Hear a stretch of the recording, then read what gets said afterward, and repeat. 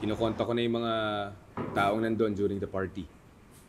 May mga ilan nag-express ng willingness na mag-testify sa panig ni Lilet. Mabuti yun. Kung gusto nyo, i-email nyo sa akin yung report ng police investigation para ma-review ko din. Hindi na kailangan, Bonnie. Tutukan mo na lang yung nanay mo dyan sa Canada. Kayang-kaya na namin to. Kakayanin.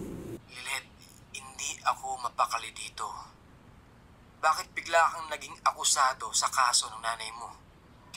Tapos ang layo-layo ko pa. Wala akong magawa. Attorney Bonnie, alam kong hindi mo pababayaan si Lilet. Ganon din ako.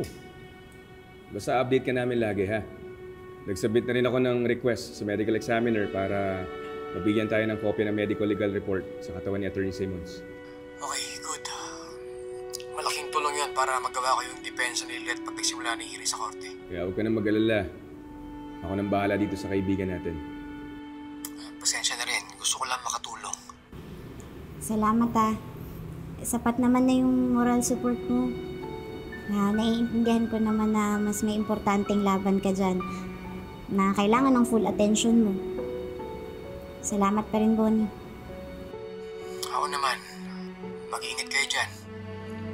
Lalo ka na, Lilet. Basta, mangungulit ako kay Kurt, ha? Excuse me po, attorney. Hindi na po tayo sa visiting area. Sige na.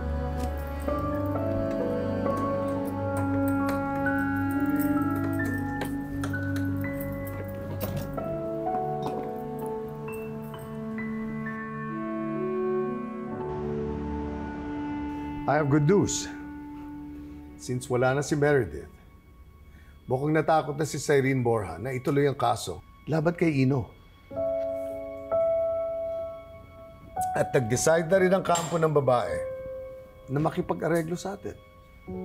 Since we don't have to worry about that anymore, there's no need for Ino to leave. What? So hindi natuloy yung pagpunta ko sa San Francisco? Well, I don't see the point. Wala nang threat na makakaladkad ka sa korte.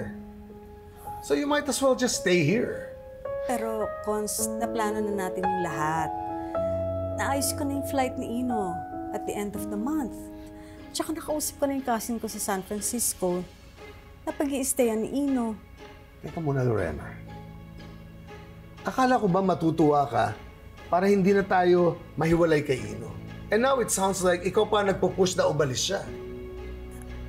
Meron ka bang hindi sinasabi sa akin? Hindi naman.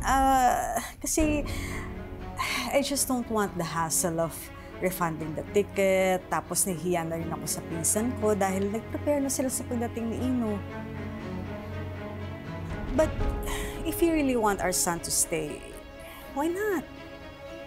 Mas gusto ko yon.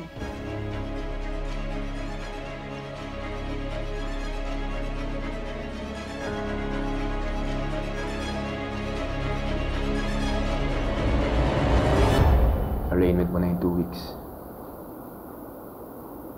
Sigurado ka ba na mas gusto mo yung pro se representation? Ikaw mismo magtatanggol sa sarili mo. Lilet, andito naman ako eh. Handa akong i-defend ka sa kasong to. Alam ba ng case to na tinutulungan mo ko?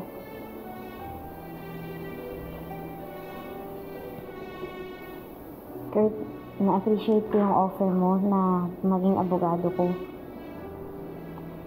Pero, hindi ba conflict of interest sa trabaho mo? Ayokong makagulo sa karir mo. Boss ng case mo ng biktima.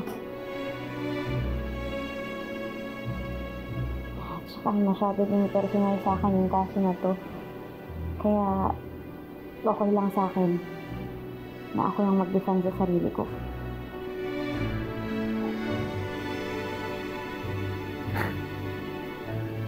Sa bagay, mas magaling ka naman talaga sa akin. At naniniwala ako na ilalampaso mo ang prosecution sa defense mo.